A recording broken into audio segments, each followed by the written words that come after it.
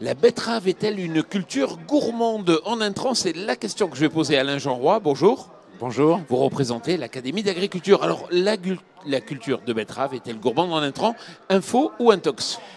Un peu intox, on est en face d'un certain nombre d'idées reçues et effectivement à l'Académie on s'est penché sur cette question et qu'est-ce qu'on constate? On a regardé les chiffres et sur les dernières 20 années, eh bien, on a une augmentation des rendements de 50%, une baisse de l'azote utilisé à l'hectare de 50% et une baisse des produits de soins de la plante de 30%.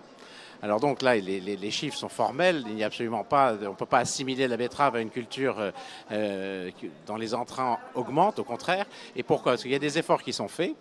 En ce qui concerne le rendement, c'est la génétique, bien évidemment, sans OGM, uniquement par la sélection classique. En ce qui concerne l'engrais, ce sont les agriculteurs qui systématisent toutes les analyses de reliquats azotés à la fin de la sortie de l'hiver.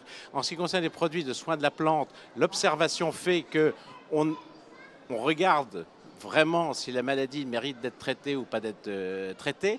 Il reste peut-être un petit point sur lequel on peut travailler beaucoup, c'est les désherbants, où effectivement là ça baisse pas beaucoup, mais on développe maintenant des méthodes de désherbage sans produit avec des outils mécaniques qui passent entre les rangs et qui désherbent ainsi les choses.